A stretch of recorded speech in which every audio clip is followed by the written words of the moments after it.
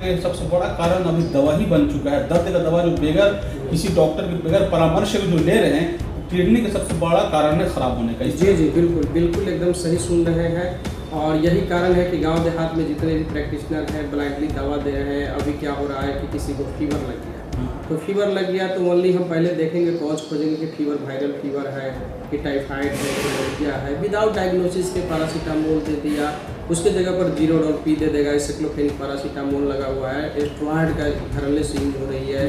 ये सब कारण से है सो पेशेंट नहीं ठीक हो रहा है। तो फिर क्या करें, बहुत सारा हायर एंटीबायोटिक का यूज कर रहे हैं, जिस कारण से पेशेंट बहुत सारा प्रॉब्लम है। तो इसका चेंजिंग एक उपाय है, दोनों अगर खराब हो जाएगा तो। जी जी बिल्कुल, और कोई उपाय नहीं है किडनी ट्रांसप्लांट के अलावा, और इसका कोई उपाय नहीं है। ये खराब होने से पता नहीं चलता लोगों को, नहीं तो दूसरा जब खराब हो तभी पता जी जी जी जी जी जी पहला खराब होगा तो मेन ओबेसिटी वगैरह जो बढ़ रहा है, फैट का लिविंग स्टैंडर्ड जो आदमी का देख रहे हैं आजकल, 12-12 बजे रात तक मोबाइल देखेंगे, 2-2 बजे रात तक जगे हुए हैं, सुबह में मॉर्निंग वॉक नहीं कर रहे हैं। तो बॉडी का वेट जितना बढ़ेगा किडनी पर लोड उतना ही पड़ेगा।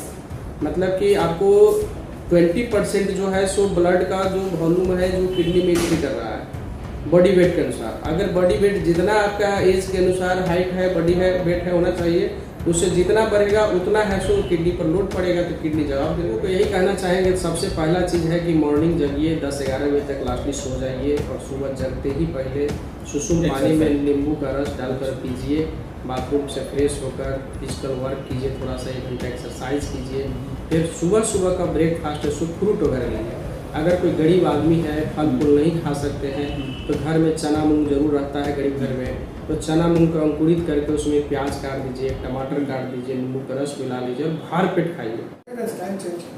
नमस्कार, आदाब, सलाम, सत श्री अकाल।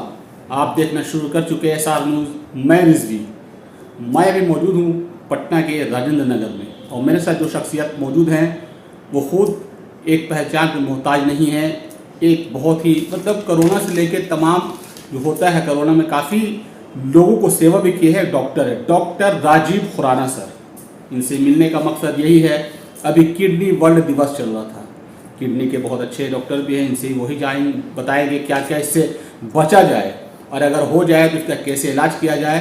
ये बहुत तरह से बिंदु है, वो ही पूरा क्लियर करेंगे। सर जी नमस्कार, क्या कहना चाहेंगे सबसे पहले जो वर्ल्ड दिवस था? सबसे पहले अपना परिचय दे दूँ, मेरा नाम डॉक्टर राजीव खुराना हुआ, और IGMS में मैं इमरजेंसी और ट्रॉमा सेंटर में है सो रेजिडेंट था। अभी मेरा घर सीतामढ़ी हुआ, सीतामढ़ी में अपना महावीर हॉस्पिटल चल रहा है, जहाँ बहुत बड़े बड़े क्रिटिकल पेशेंट आते हैं, brain haemorrhage, heart attack, liver abscess, kidney का प्रॉब्लम, तो इस टाइप के केस सब देखते हैं। और आज आपका टॉपिक है वर्ल्ड किडनी डे के अवसर पर। तो सबसे पहले किडनी दिवस जो है सो हम 2006 से प्रत्येक मार्च के दूसरी सप्ताह में है इसको मनाते हैं। और आजकल बहुत तेज़ी से मैंने IGMS में जो देखा कि हर छठा व्यक्ति है सो किडनी का पेशेंट बढ़ते जा रहा है ना। तो इसका कारण क्या है? इसका सर बहुत सारा कारण है, एक कारण पर तो डिपेंड नहीं होता है। मोस्टली जो देखा गया है, ब्लड प्रेशर और डायबिटीज़ का जो भी पेशेंट है वो सबको सबसे ज़्यादा हो रही है, क्योंकि जो BP जो है सो डायरेक्ट किडनी से रिलेटेड है। ब्लड प्रेशर अगर बढ़ रहा है तो किडनी के चलते है, किडनी खराब होगा तो भी BP बढ़ेगा, BP बढ़ेगा तो किडनी पर लोड बढ़ेगा, जिस कारण से भी है सो ऐसा केस बन रहा है। तीसरा कारण यह है कि आजकल जो गांव देहात में लोग सब जो देख रहे हैं कि थोड़ा भी सर दर्द हुआ, बॉडी में पेन हुआ, तो पेन किलर है सो उसका यूज बहुत ज़्यादा कर रहा है, जिसमें NSAID ड्रग हो गया, non steroidal anti inflammatory drug उसको बोलते हैं, साइक्लोफेनिक हो गया, डाइक्लोफेनिक हो गया, कीटोरिकॉक्सी हो गया, है ना। तो ये सब दवा लेने से किडनी में फिल्ट्रेशन सही से नहीं होता है, जिस कारण से किडनी बहुत जल्दी खराब हो रही है। सुनने में आया कि सबसे बड़ा कारण अभी दवा ही बन चुका है। दर्द का दवा जो बगैर किसी डॉक्टर के बगैर परामर्श के जो ले रहे हैं, किडनी का सबसे बड़ा कारण है खराब होने का। जी जी बिल्कुल बिल्कुल एकदम सही सुन रहे हैं। और यही कारण है कि गांव देहात में जितने भी प्रैक्टिशनर हैं ब्लाइंडली दवा दे रहे हैं। अभी क्या हो रहा है कि किसी को फीवर लग गया, तो फीवर लग गया तो ओनली हम पहले देखेंगे, कॉज खोजेंगे कि फीवर वायरल फीवर है कि टाइफाइड है कि मलेरिया है। विदाउट डायग्नोसिस के पैरासीटामोल दे दिया, उसके जगह पर जीरोडोल पी दे देगा। साइक्लोफेनिक पैरासीटामोल लगा हुआ है, एस्ट्रॉयड का घरले से यूज हो रही है। ये सब कारण से है सो पेशेंट नहीं ठीक हो रहा है। तो फिर क्या करें, बहुत सारा हायर एंटीबायोटिक का यूज कर रहे हैं, जिस कारण से पेशेंट बहुत सारा प्रॉब्लम में आता है। पता है कैसे चले, फर्स्ट जो होता है कैसे पता चले कि किडनी का कुछ तरह से लक्षण है? किडनी का जैसे खराब होगा तो सबसे पहले क्या होगा, फेशियल इडेमा होगा। चेहरा का जो स्वेलिंग पार्ट जो होता है आई के चारों तरफ फूलना शुरू हो जाएगा, स्वेलिंग होने लगेगा, हेमोग्लोबिन घटने लगेगा, क्रेटिनिन का लेवल बढ़ने लगेगा, भूख नहीं लगेगी, उल्टी जैसी इच्छा होने लगेगी। तो तुरंत है सो किडनी का जांच करानी चाहिए। किडनी फंक्शन टेस्ट आता है जिसमें सीरम क्रेटिनिन हो गया, यूरिया के लेवल हो गया, यूरिन रूटीन का है सो माइक्रोस्कोपिक जांच होती है, वह सब कराना चाहिए, उससे फाइंडिंग पता चल जाएगा। इसमें यूरिन का भी कहीं कम बेसी होना इस तरह का कुछ? जी, अगर क्रोनिक किडनी डिजीज में चला गया जिसका क्रेटिनिन अगर 5 से ऊपर चला गया, 5 से ऊपर जब जाता है, यूरिया लेवल 300 200 से ऊपर चला गया, तो फिर क्या होता है, किडनी फंक्शन जब नहीं करेगा तो यूरिन आउटपुट है सो कम होने लगता है। जिस कारण से है सो फिर यूरिन का आउटपुट कम होगा तो बॉडी के सेल में जमा होने लगेगा, जिस कारण से सीवियर इडेमा हो जाएगा, सांस फूलने लगेगी, पेशेंट का स्थिति बहुत ही, फेफड़ा में पानी भरने लगेगा। ऐसा ही केस मेरे पास भी आया था, बक्सर साइड का था जो जिसका सीरम क्रेटिनिन 8.85 था, बनारस से लौट गया था, उसका जलाने उलाने का प्लान हो गया था।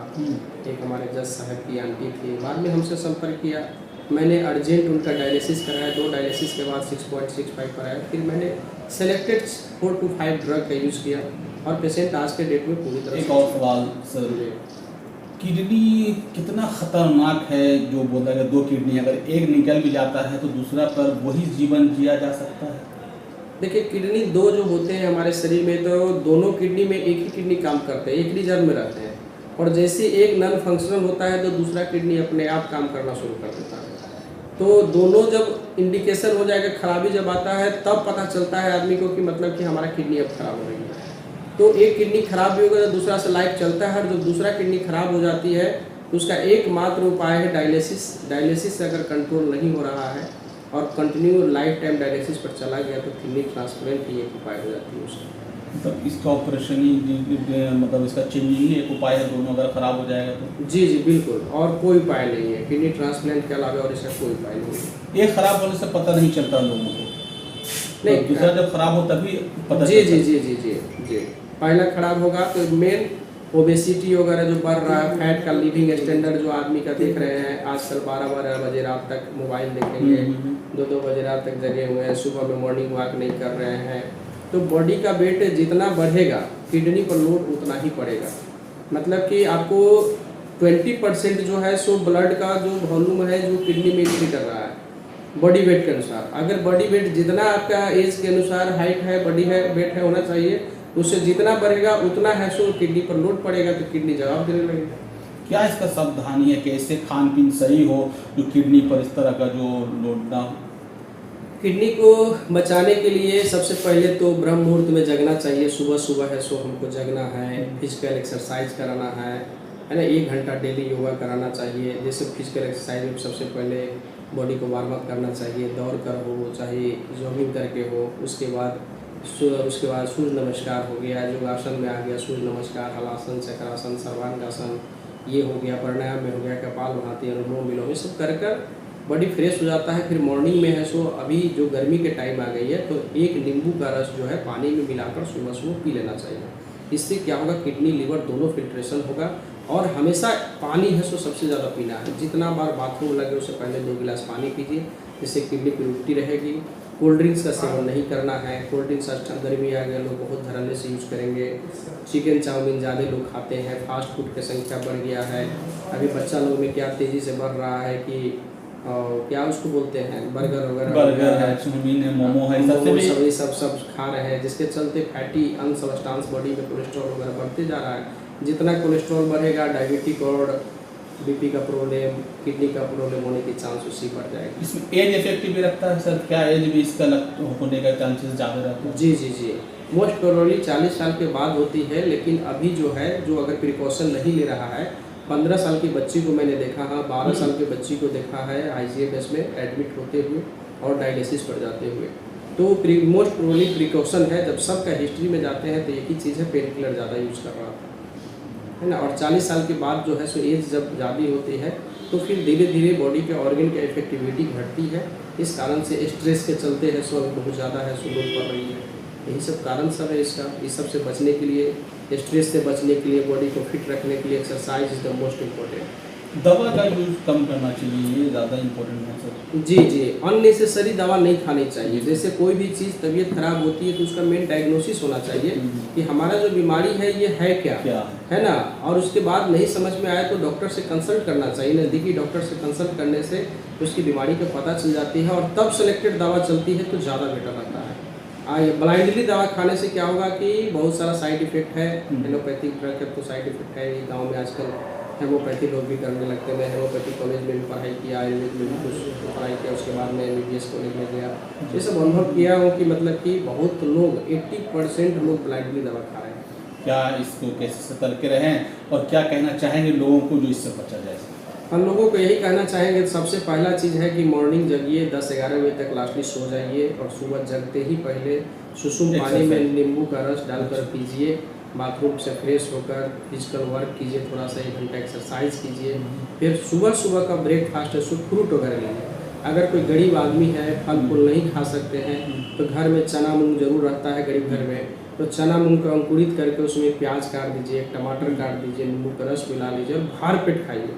सुबह का नाश्ता राजा की तरह, रात के खाना गरीब की तरह खाना है। मतलब रात में नहीं के बराबर कुछ खाना है। कोशिश करिए कि सूप बनाकर पीकर काम चला लें, 1 गिलास दूध पीकर काम चला लें, है ना। फिर दोपहर में अपना खाना खाना है, खाइए, कोई दिक्कत नहीं है। इसी टाइप से प्रिकॉशन लेना है। मेरे साथ मौजूद थे doctor Rajeev Khurana sir. Kidney के लिए जो इम्पोर्टेंट बातें होती है, कैसे बचा जाए, अगर हो जाए तो कैसे इसका सावधानी, क्या खाया जाए, क्या पिया जाए, क्या सोया, कैसे उठे, तमाम तरह की सावधानियां बता चुके हैं। अगर अभी भी आप लोग सावधान नहीं होते हैं, अगर अभी भी आप लोग इनके बातों पर ध्यान नहीं देते हैं तो कहीं ना कहीं आप इसके शिकार हो सकते हैं। अगर इस तरह का कोई भी लक्षण आपको नजर आए तो कोई भी अपने नज़दीकी डॉक्टर से परामर्श करें और कोई भी दवा खाने से पहले, कोई भी बीमारी हो अगर लक्षण दिखे तो सबसे पहले डॉक्टर के परामर्श में ही दवा खाएं। ये दवा सबसे बड़ा साइड इफेक्ट अभी बता रहा है किडनी के लिए, इसलिए कि किडनी का सबसे ज़्यादा इफेक्ट जो पड़ता है वो दवा पे, सबसे ज़्यादा वो है दर्द का दवा। जो लोग खा लेते हैं सर दर्द, पैर दर्द, घुटना दर्द, किसी भी दर्द हो रहा है, दवा गए बाजार से लिया, खा लिया, ये बड़ा साइड इफेक्ट किडनी पे पड़ रहा है। किडनी से बचने के लिए दवा का प्रयोग कम से कम करें। अगर दवा खाना भी है तो सबसे पहले डॉक्टर का परामर्श जरूर लें। ये तमाम सारी बातें, और कब जगें, सोएं, खाएं, ये तमाम सावधानियां के साथ सर ने अभी बताया आपको। इनकी बातों को ध्यान से सुन के इस पर अमल करें। इस तरह के तमाम ताज़ा तरीन खबरों को देखने के लिए चैनल को सब्सक्राइब करें, लाइक करें, शेयर करें। धन्यवाद।